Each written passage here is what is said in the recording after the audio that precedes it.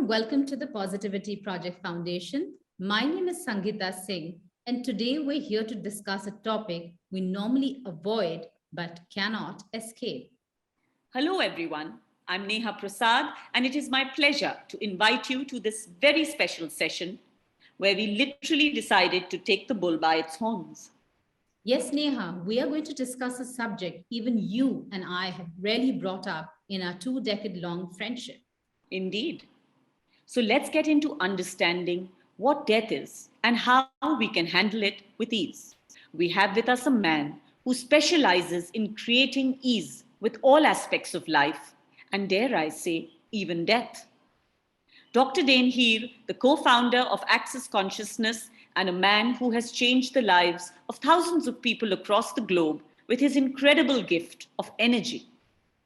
The best-selling author of Being You, Changing the World and Body Whispering, Dr. Dain began his career as a chiropractor and has been an Access Consciousness facilitator for over 30 years, which has given him a cult status. So let's hear what Dr. Dain has to say to all the questions we sent him earlier on the topic of death. Hi, folks. This is Dr. Dain Heer. What a great pleasure it is to be with you. And I would like to speak to you today about a subject we don't often talk about that is rather taboo and often also difficult. Pardon my eyes, I'm checking the recording levels here. Also often difficult for people to discuss. And so I'd like to give you a different perspective. There are some questions that I have here that I'm going to answer, and we'll see where we go. Hopefully this conversation is a contribution to you. So first, what happens to consciousness after we die? Well, one of the awarenesses I have, I'm a co-creator of something called Access Consciousness. And for the last 21 years, I've been doing my best to bring people to a greater level of awareness of what actually goes on in our world. And consciousness is also synonymous with total awareness. And we have a definition of consciousness where everything exists and nothing is judged. And nowhere is that more prevalent and present than when speaking about death. So my idea, my sense of what occurs when somebody dies is that the being lives on. It's only the body that dies. The body transitions. The body becomes food for other animals, for example, unless we put them in a little pine box and then they stay there. But, they've done many, many studies and found that a certain amount of grams, the body loses weight by a certain amount of grams right after death. Well, what if that's actually the being? I'm not saying it is. I'm also not saying it's not. But if we can have the awareness that when somebody dies, they're not dying as a being. And there are many cultures who have this awareness and who have let us know that beings have other choices after the body dies. And there are lots of people who believe in past lives, who believe that one life would just not be enough. There are many people also who do believe in one life. So whatever you believe is up to you. But my sense is only the body dies, the being continues. And what the being gets to choose to do after death is actually their choice. Question number 2. Death. You say that death doesn't have to be traumatic. What other point of view can you have on death, especially while dealing with personal loss? Well, that's it's an interesting thing to undergo this journey of awareness in this area, because the areas that are the most charged for us are those that we try to resist. We try to develop a fixed point of view in resistance to what seems like it hurts. And what I've found, and I have been near many people who have transitioned, what I found is that death for so many is actually a very peaceful experience. For some, they're getting out of the pain that their body is in. For some, they're getting out of the pain that their life was. For some, it's a celebration of a life well lived and a recognition that they have done their best and are now moving on to something else. And so for me, I've got a different perspective.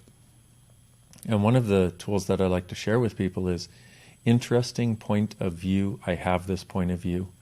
It can help us in any difficult situation, in any situation in which we've been, in which we have trauma, in which we have suffering. Interesting point of view. I have this point of view. And you want to say it and notice how the energy changes. So right now, take some upset that you have in your life and just say, interesting point of view, I have this point of view. And what happens to it? For most of us, it changes, even if just a little bit, which is an amazing gift. And now, to whatever energy's there, say, interesting point of view, I have this point of view. And usually it changes again. And one more time, interesting point of view, I have this point of view. And if you're noticing it lightening up at all, then I would suggest saying it a few more times until it's completely light. See, we've been taught that death is a cause of suffering. We've been taught to fear death.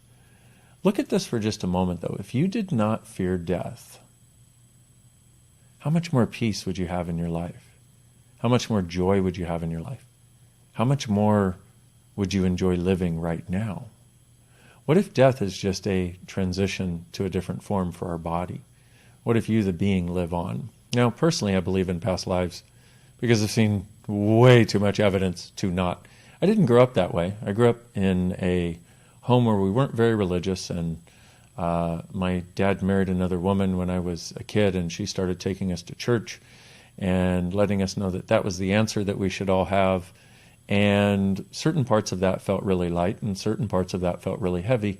Here's another conversation for you, which is, what's true for you will always make you lighter. Please don't think I want you to have a point of view. The only point of view I'd like you to have is a point of view of ease, a point of view of peace, a point of view that actually allows you to move forward and navigate the world with no need to withdraw from it, but the ability to engage fully in being alive. And so this tool can be very helpful. What's true for you always makes you lighter. Alive for you always makes you heavier. And the weird thing is, if you hear something, even if you, how do I put this? Even if it's something you might not necessarily agree with, if it's what's actually true for you, it will make you lighter.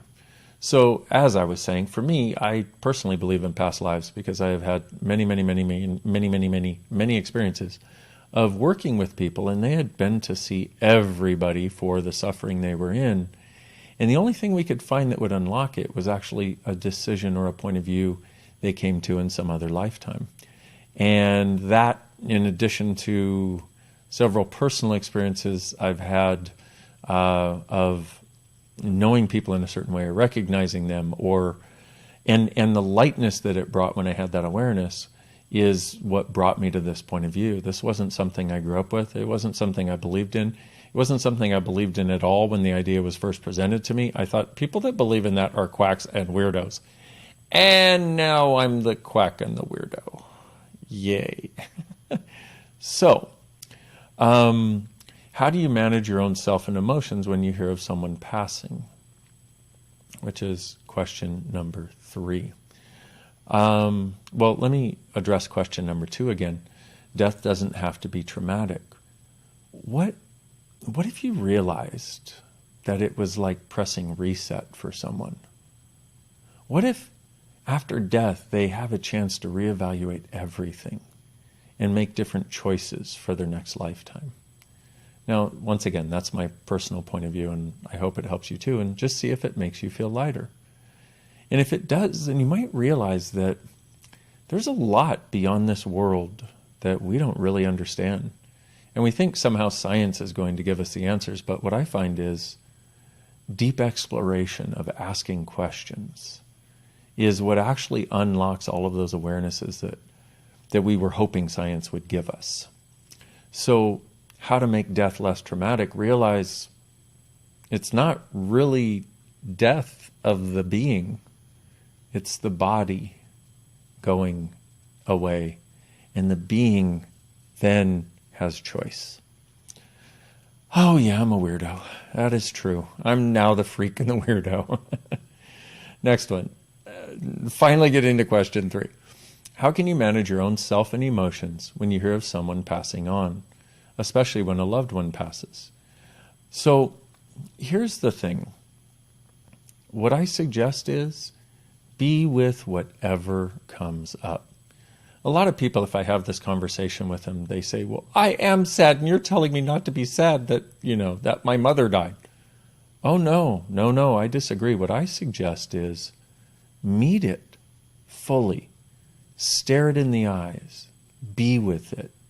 Don't avoid any part of it. Don't avoid any part of the pain. And you're not wrong for feeling pain. Guess what, though? You're also not right for feeling pain. And give yourself a time frame, whatever seems light to you.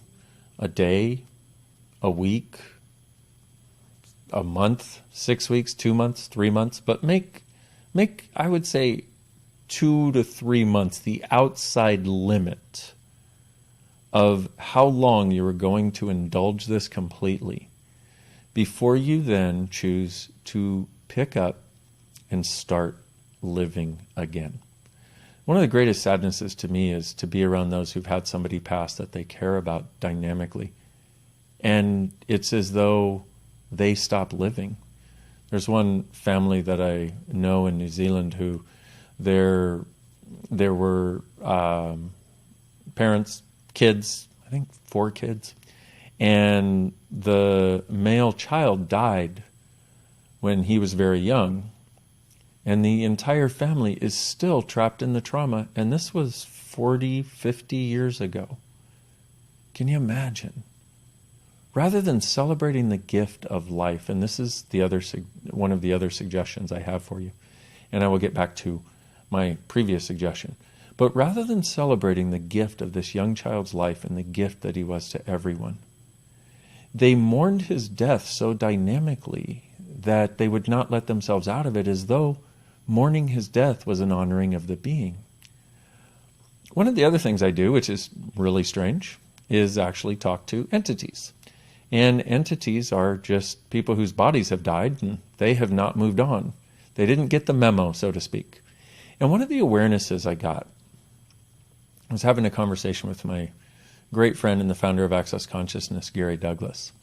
And one of the awarenesses I got is that when we do massive amounts of mourning for someone who has passed, we sort of trap them here. Like we're holding on to them saying, don't go. And they, as beings who have choice now to go anywhere and do anything. The sky is not even the limit at this point. They don't. Why? Because they don't want us to hurt. The difficulty is they don't have a body to talk to us. And there are lots of people who have had loved ones pass who say, I just can't get them off my mind. I think about them all the time. And I will say, okay, are they still around you? And they get a look in their eyes, and their face lightens up. They go, yeah. Apparently, I said, cool, what do they want to tell you? And 99% of the time, the person will look and kind of be present for a moment and get still. And then they'll blurt something out of their mouth, oftentimes accompanied with tears of relaxation, tears of release, and also tears of laughter sometimes. And I say, so that, you know how I said one of the synonyms for consciousness is total awareness? I said, so that suffering you've been doing, that awareness of that person that makes you think of them all the time, is it because they had this thing to tell you? And if that doesn't clear it, my next question is there something you needed to communicate to them that you didn't, that you can now? Whoa, that's a big one also. And once again, a huge majority of the time, the people know exactly what needs to be said. And here's the interesting thing. Once they receive the communication, or once they say the communication, either one, you can feel a peace enter into their world, and you can sense a peace in the room. The space totally changes. And oftentimes the person goes from distraught, sometimes suicidal, depressed, unable to create their lives, to having a sense of peace and ease. And then what I do is I say, hey, can we talk to the person that passed? And I don't do this in words, by the way. I'm not one of those people who closes their eyes and, goes boo, boo, boo, boo for other people. For me, it's more of a sense of subtle shifts in energy that you can then pick apart to see what's being communicated. I've got a good friend. Her name is Shannon O'Hara Douglas. She actually has a specialty that is called Talk to the Entities. She's got a great book called Talk to the Entities. I've got another friend who's also an Access Consciousness facilitator, whose name is Wendy Mulder. And she has written many books on dealing with death and dealing with grief. I highly recommend those resources. I can't recommend them highly enough. And you know which of those would be more appropriate to you. Some of you have already stopped listening and or watching because, well, I just went way too weird and woo-woo. But what I find is, it's no matter how weird and woo-woo something is, when it's true, it makes you lighter. And not my truth. I don't have a truth here. I'm just trying to present some information to you. And I also know some of you out there are like, of course there are past lives. What are you talking about? I know, but I need to talk to the other people for a moment who may have stopped listening 10, 20, 30, 15 minutes ago when I started on this topic. So, in communicating, so sometimes I would then communicate with the being and be like, hey, is there anything else you require? And when there's a sense of peace, because you can sense the peace that the person has, but you can also sense the peace in the space around them, which is more what the entity, quote unquote, or the being has that's still stuck. And you can feel their need to stick around, their need to try to communicate, their immense need. You can feel it disappear out of the room. It's beautiful. And then when you talk to them and go, hey, what would you like to do in your next lifetime? Well, there's lots of choices. They could stay around the person as a guardian angel. They just need to ask for that and sort of press a reset switch, as far as I can tell, and ask to be that. Or they can go get a new body. They could go get a new body and see that person again if they really wanted to. But when looking from that perspective, this idea of death stops becoming something that we fear. It stops being something that we avoid. And instead, it starts to give us this amazing space of beauty from which to perceive everything in the universe from a different space. Because if you didn't have to avoid death, you can truly, fully live. Have you encountered death at close quarters? Yes, many times. What was your response to it? How did you deal with it? Well, I encountered death of my grandparents when I was younger. And during my teenage years, and also when I was in my early 20s. My grandmother died when I was a teenager, and I did not handle that very well. But also, the only thing that I had around me were people that were telling me how bad and terrible it was, how terrible that she left, how terrible. But this woman was in pain from cancer for years. And even as a young kid, when she finally died, and I spent time with her on her last evening, her body's last evening here on earth. And when she finally died, I had a sense of peace. I was like, Grandma, I'm so glad you're out of pain, and I will truly, truly miss you.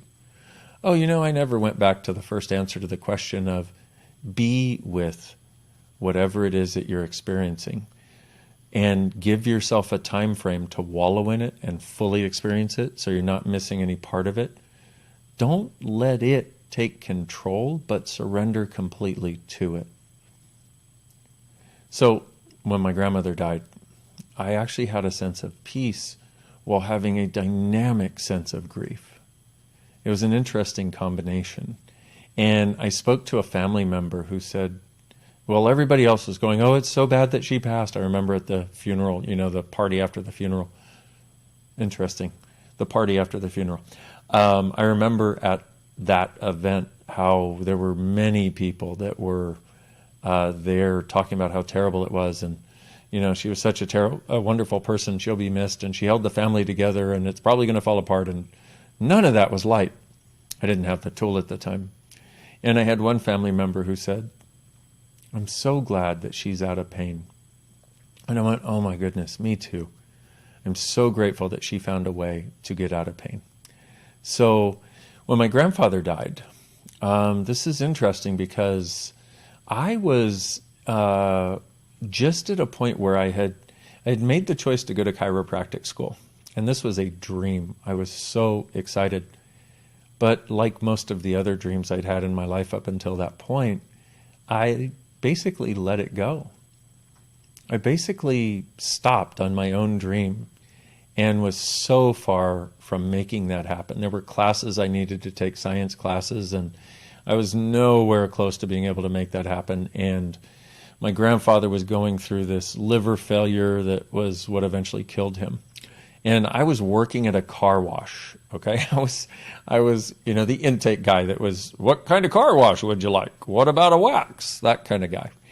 And I'll never forget it. My uncle called me because my grandfather was doing hospice at his house.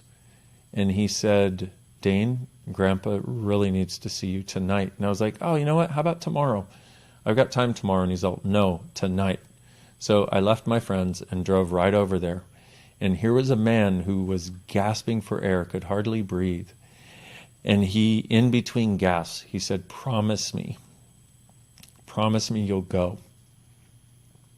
This is all he could manage to say. And I looked at him and I said, Grandpa, I promise. I held his hand and I was with him for a while.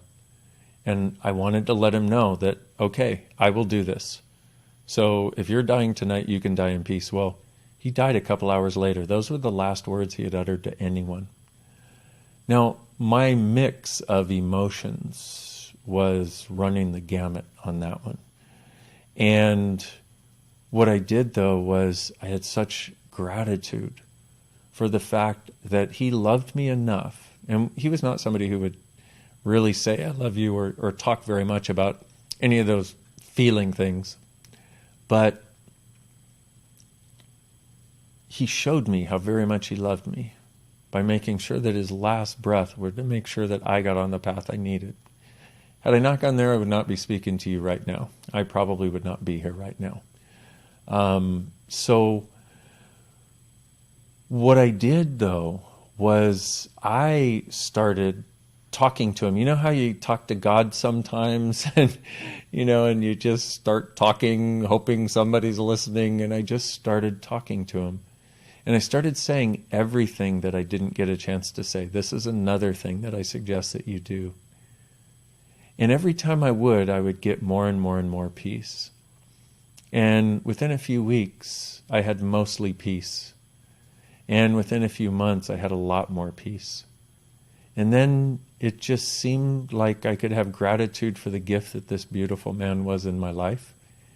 And gratitude for the fact that he was able to make a choice. And once again, at this point, I thought when somebody died, they died. But still, that didn't make sense because also I'd had some exposure to church where, the idea was you could go to heaven or hell.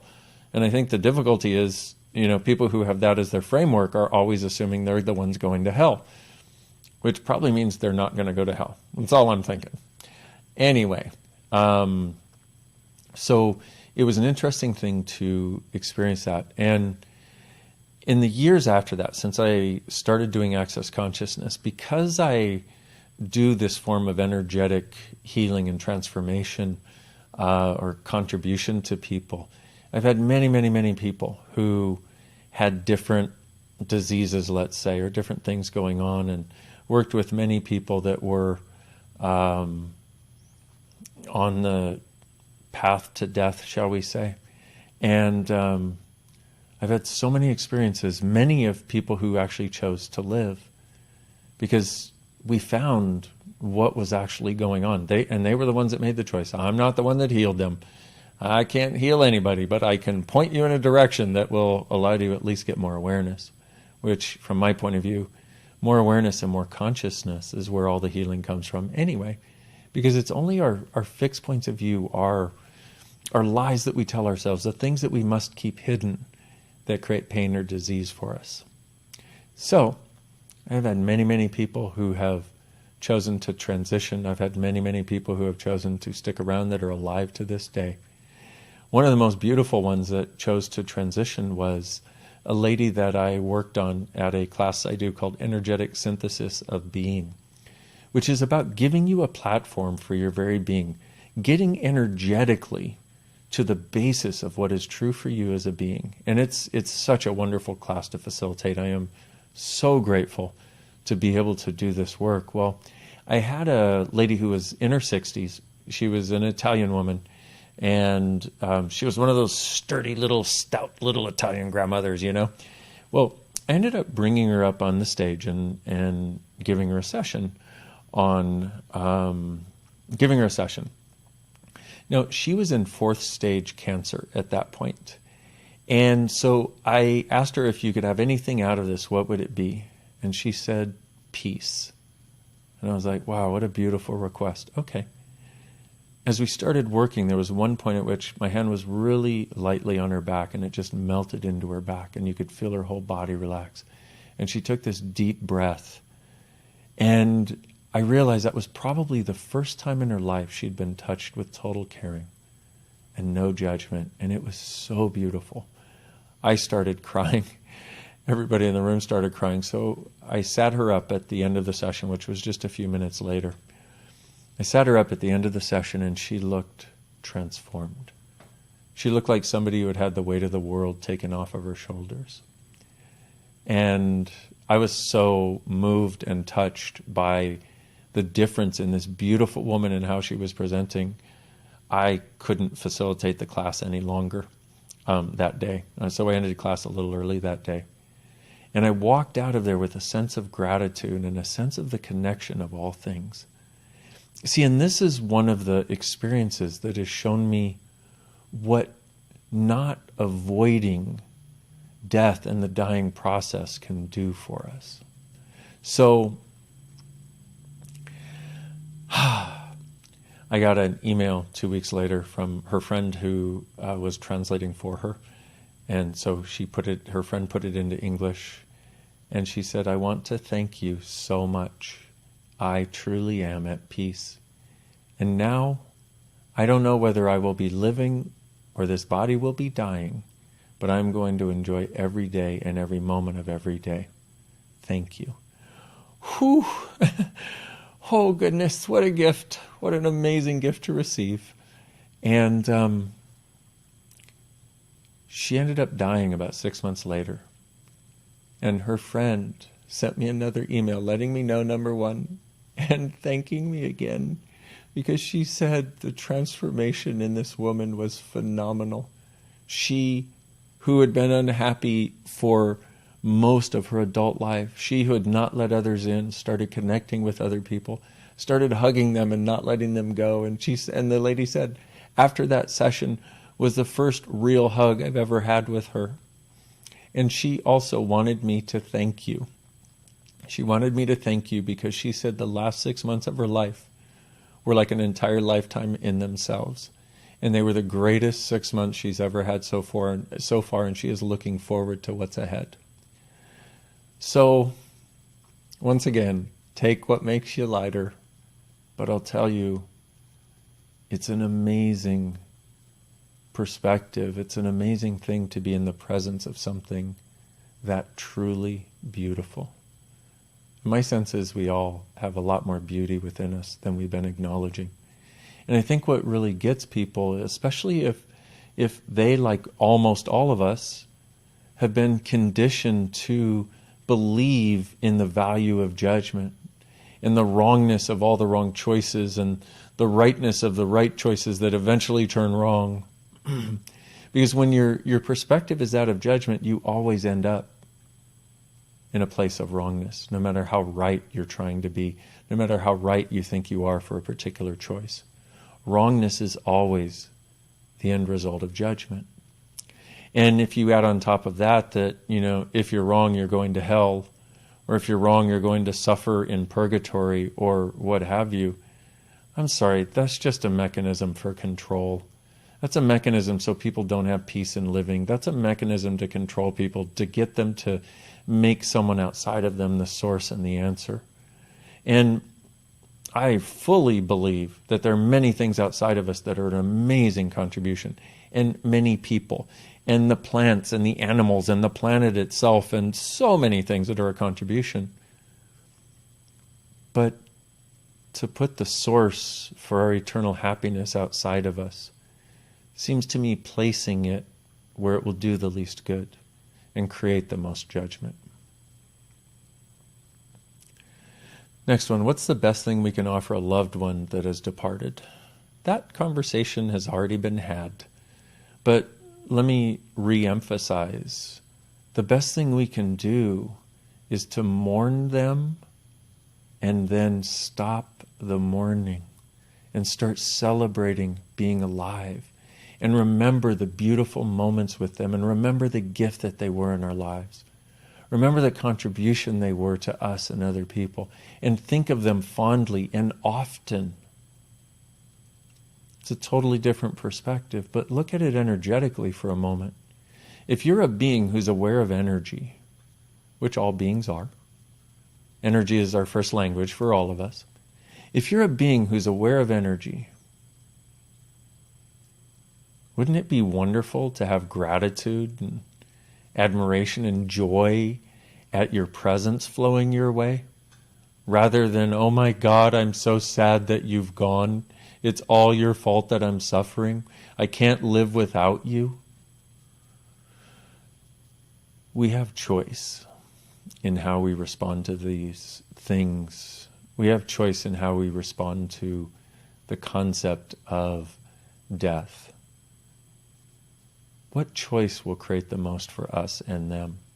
And the other thing is, one of the things that may be really challenging for us to look at is that when somebody dies, a lot of times we get really sad. But actually, one of the things that may be underneath that is actually anger, where you're angry at them for leaving. But even more than that, you're angry at them because your life is now changed in a way you can't control or define. My best friend Gary, the founder of Access Consciousness, his dad died when he was 17. And he was depressed and he was angry until one day he realized, oh my God, I love my dad, but I'm actually angry that my life has changed. Now, he's got a willingness to have a level of self-awareness that few people on the planet have. Just part of what makes him such an amazing gift to so many people. But when he realized that, he got over a huge amount of the drama that he was doing. So you might just ask yourself, am I angry at them because my life has changed? Next question, can one communicate with them when one really misses them? Abso-friggin-lutely. I've already covered that one. Next one, some people believe that their loved ones are still around even after death. So do I. And some believe that they have gone away to a place that ends our relationship with them. Where do you think people go when they die, or does physical death mean the end of the person in every way? That one I have dynamically covered. And full disclosure, I didn't read these questions before I started because I wanted to approach them fresh. And isn't it interesting how energetically the conversation goes where it goes that actually creates the awareness? Next question. When we hear of someone being diagnosed with a so-called incurable disease, our first thought is the fear of losing them. Is there another response that we could perhaps cultivate? Well,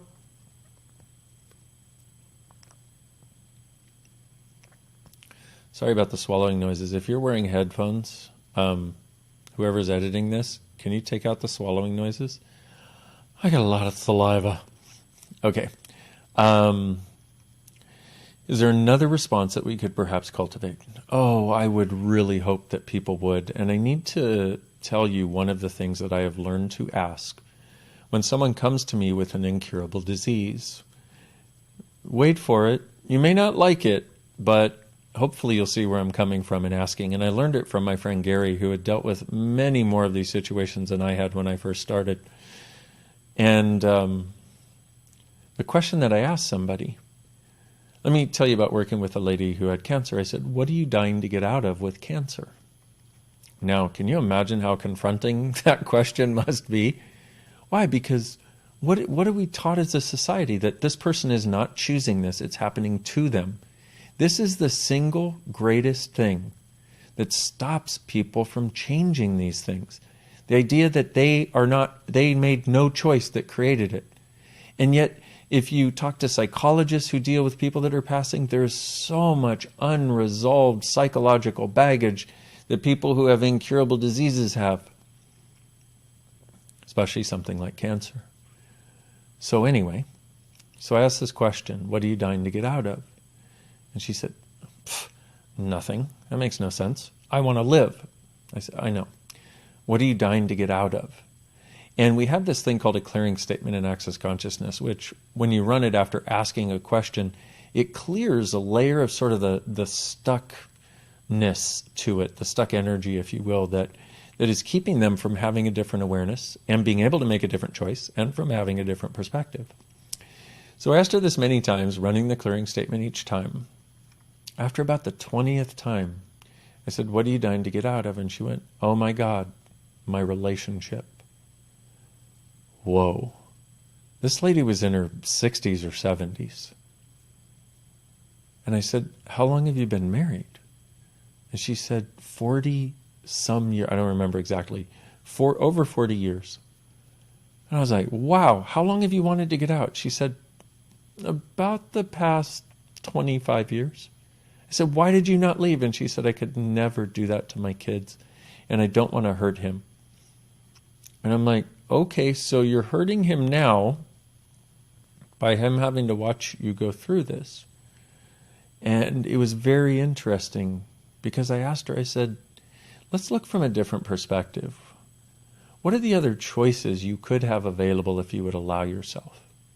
And what happened was, what really was going on for this particular person was that she was not creating her life and hadn't since she had her first child. Her entire life was devoted to her kids and her husband. And everybody else was fine with that because they didn't know she wanted something different. They just thought she was the coolest mom in the world who was there to give them everything and be there for them and work for them and clean up after them and all this stuff. Inside, she was hating it.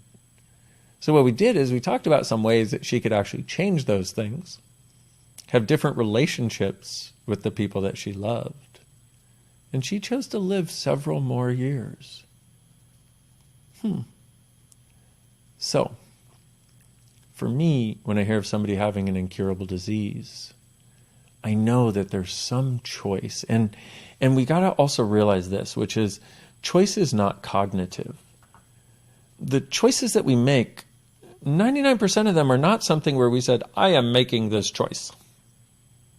99% of them are things where we made some choice without even thinking about it, without even realizing it. A gut reaction, so to speak, to something, and felt like we couldn't make any other choice, which is why a huge part of the work that I do is about empowering people to choose, to know they have choice. So, when I hear of somebody who's got an incurable disease, I always know they have choice, even though they may not know it, and even though they may not know the choices that led to that. And by the way, when I say this, I'm not saying, oh, it's all their fault. Not at all. You see, my point of view is people do the best job they can with the tools they have available. It's just that so many of us have had such poor tools along the way. Nobody teaches us how to deal with grief. Nobody teaches us how to deal with things in a way that isn't about us being right or wrong, but is about the possibilities that can be created, about how a situation can be changed, about how a relationship can be changed, about the fact that we have choice. These things are not taught. So I'm so grateful for the work I get to do. So grateful I get to do this Access Consciousness work around the world, because as people start to embrace this and realize they have choice, and realize that the life you have today is a result of the choices you made yesterday, and 10 and 20 and 30 and 40 and 50 and 100 and maybe 1,000 or 10,000 or 100,000 years ago, it gives you a different perspective. So I'm not saying that these people are wrong in any way. In fact, what I would be doing is working to try to get them out of the idea that they're wrong. both for having created this disease in the first place, or having it, should I say, and also for the things they're judging themselves for in their lives, because this is another one of the manifestations of massive self-judgment. So I like to look at the underlying energetics of it. And I ask this question always, is there anything I can contribute? And is there anything I can be or offer that would help them to change this, or help them have choice and help them have a different perspective?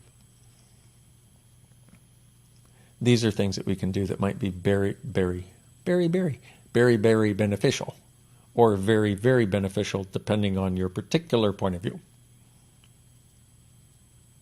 Can we actually prepare ourselves to handle death better? Yes, I think this entire conversation is going in that direction. Next question. Many people suffer from survival's guilt and refuse to carry on with things that bring them joy. How can one go back to living with joy, ease, and glory after loss? I really do believe that it comes from the awareness that each being chooses. They also choose, in a rough sense, to die, or when they die, and how. And I know that can also be very confrontational. Once again, just my point of view, you don't have to take it. Take what makes you feel lighter. But that, in conjunction with the other conversations that we've had around this, I'm hoping will give people a dynamically different perspective. The other thing is, guilt is something that we have the ability to deal with in access consciousness. The difficulty is the explanation of it goes way beyond what we can deal with in this conversation. But let me suffice it to say that guilt, blame, shame, regret, anger, hate, fear, and doubt are all something called distractor implants.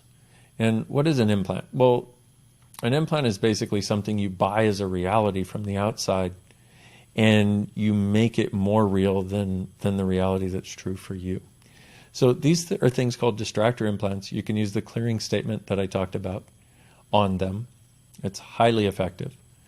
But if we can recognize that the greatest gift we can give those who have passed is to honor them, honor the gift that they were in our lives, and ask if there's anything that we can contribute. Is there anything they need to hear? Is there anything we need to say to them that we're still holding on to and not free of?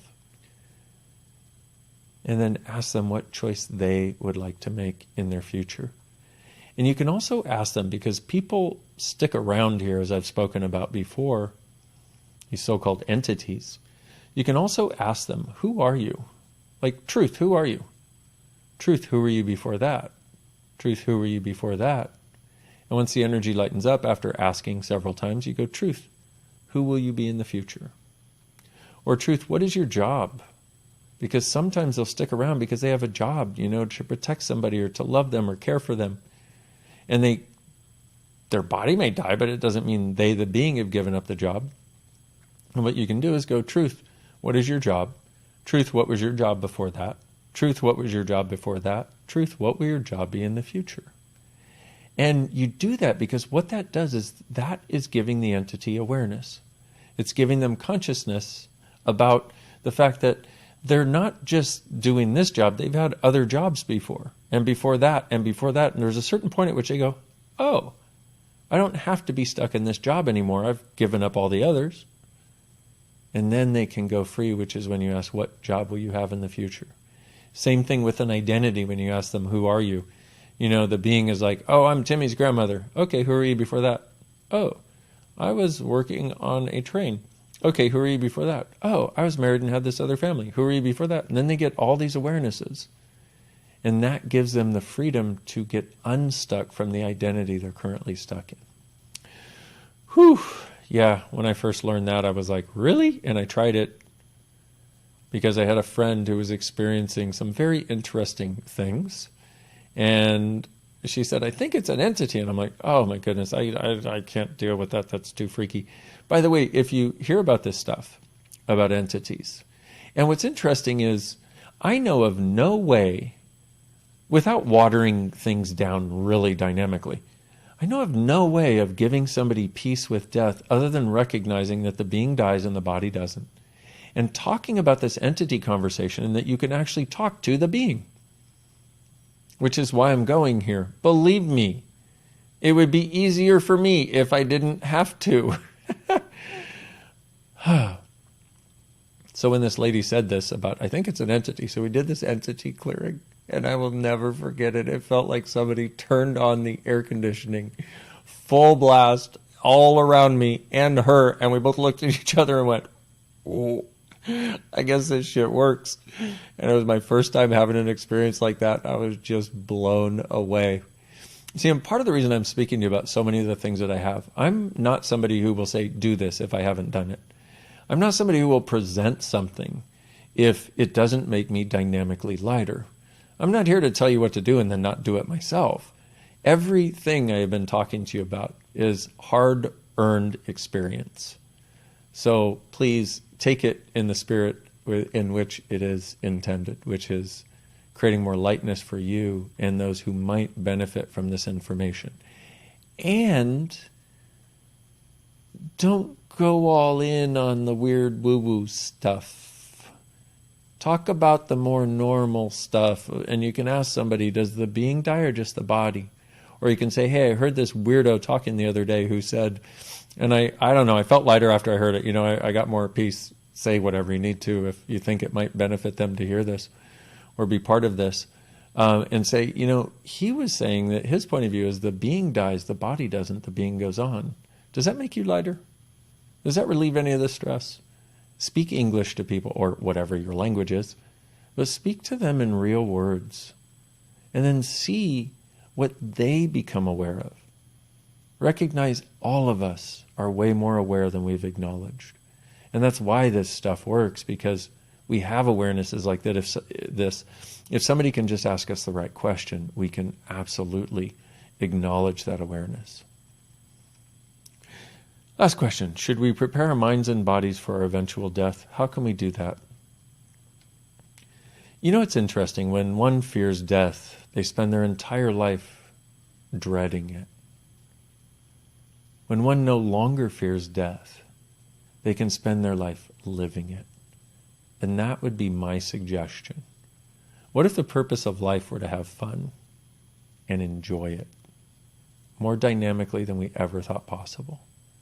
What if the purpose of life were to have such enrichment, such joy, such connection with others, such gratitude, such a sense of amazingness for the world we live in and what we get to be, do, have, create, and generate, that when it came time for us to finally leave this body, we were not only ready, but we had a sense of ease knowing that we had truly, fully lived. And knowing that we gave it our damn best shot, man. I sure as hell didn't do it all perfectly, but boy did I give it my best shot.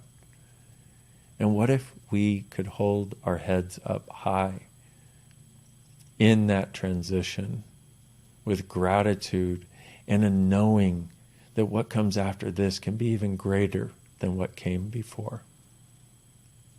So beautiful people, thank you very much for listening. I'm very grateful you have taken the time out of your day. I do realize how precious your time is.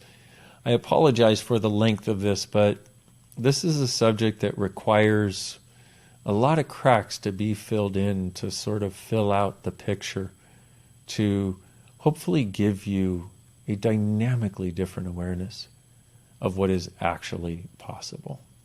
And from my perspective, there are so many beautiful and amazing things that are actually possible. So, here's to you in having ease with everything that lies ahead. And here's to you in truly enjoying being alive. And what if you, truly being you, truly enjoying your life, and creating the life and living of your dreams are the gift, the change, and the possibility this world requires. I thank you for being my beautiful friends. I look forward to meeting you in person someday and giving you a big ol' hug. Bye-bye! Wow, we can actually look at death with a different lens. Yes. Don't you feel it's not a word to be dreaded anymore?